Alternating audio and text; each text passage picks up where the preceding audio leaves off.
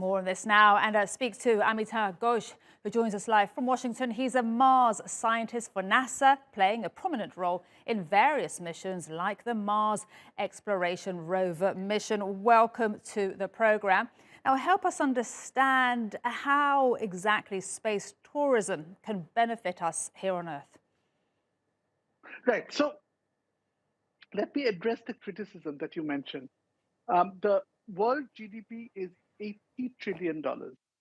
Out of that, if you think, probably space tourism this year probably was $100 million to $500 million effort. Maybe assume it's 1 billion. So think of how many things we do. We go to the Olympics, we go for vacations. There are so many optional things that we do.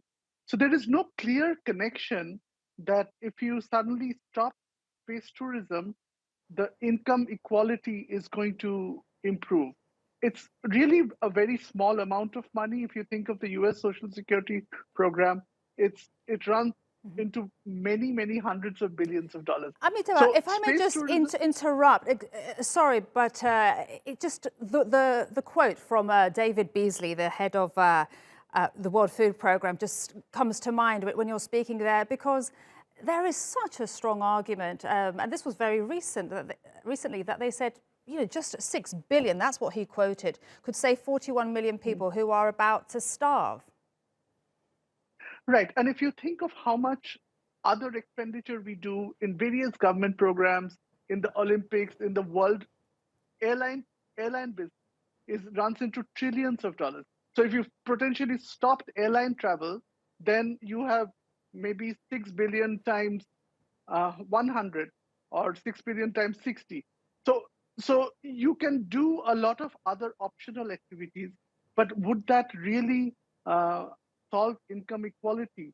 I think it is to do with the fundamental way wealth is shared, um, initiatives are shared, and there are perhaps in a lot of countries there is an absence of a security environment for business to thrive.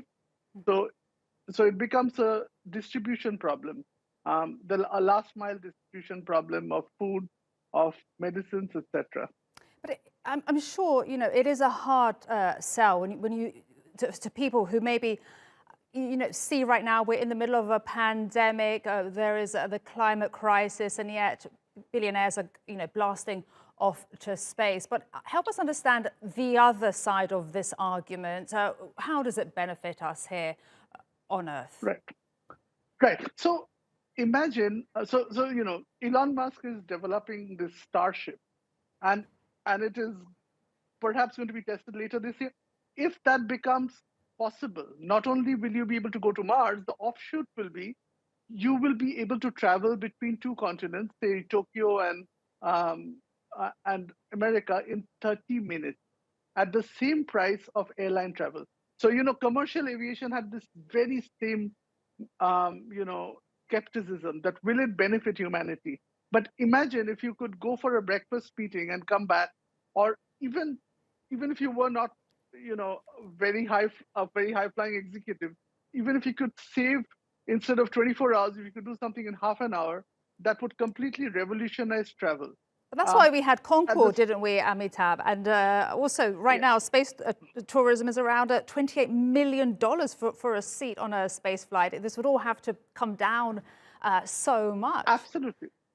Absolutely, it has to come down. And the reason Concorde didn't work is nobody wanted to pay that 2 times as much for this saving a few hours. Of course, I agree with you. If it doesn't come down, then this whole industry of space tourism is going to die out. There is only going to be so many millionaires who can afford $28 million to go for a 10-minute trip. So if this doesn't come down, and I think it will, but you're absolutely right to be skeptical. Maybe it will come down to 100,000. Then also it is useless.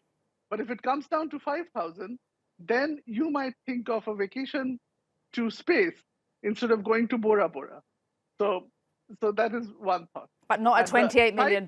I really hope it does come down, Amitabh. yes, absolutely. All It right. will never. Yes, go ahead. Yeah. Your last thoughts there, please. See, I think this is a different frontier. It is very important to pursue this.